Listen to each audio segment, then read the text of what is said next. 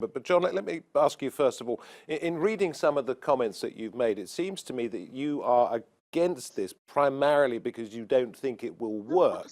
You may have moral grounds to be against it as well, but you just think it's inefficient what he's doing. Well, sure, I have my moral opinions and I think they're pretty clear, but ultimately I'm an academic, right? I study international drug policy. I have done for over a decade now. What we know is this has been tried before. This President Duterte's model of waging an all-out war on drugs and the citizens, or whatever you want to call it, we have seen this many times before. And what we've learned in the past is that, firstly, it just doesn't work, right? The US tried to incarcerate its way out of the drug problem.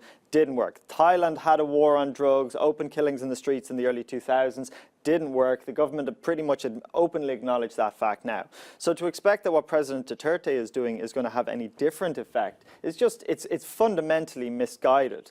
And then what we also learn about looking at drug policies in the past is it's not about drugs. It's about something fundamentally else in society that governments try to tackle. And what President Duterte appears to me to be doing as an external observer is that this is ultimately a power play. This is about him solidifying his base at home. This is about him looking at playing strongman politics.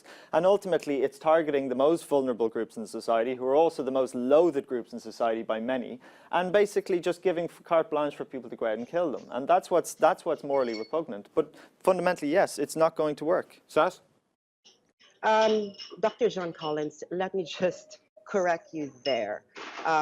Number one, you said that this has been tried before. Yes.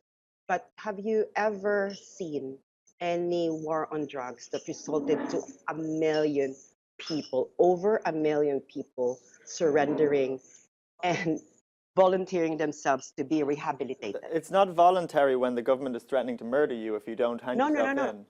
That the president didn't threaten to murder them, John. This is, I can mention a lot of instances.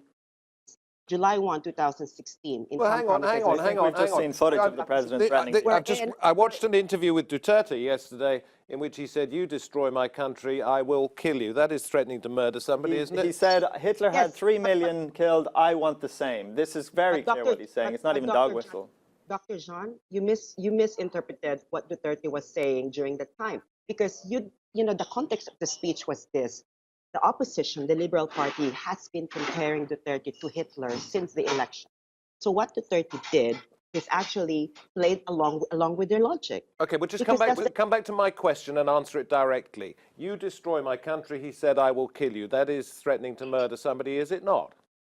I think it is actually an intention to protect your country from anyone who would like to destroy it. What would you do with someone who would like to destroy your country? No, but you said he hasn't murdered anybody, and I'm saying he's threatening to murder people here. But has he murdered anyone? Well, by his own acknowledgement, yes. He says when he was mayor, he has shot people.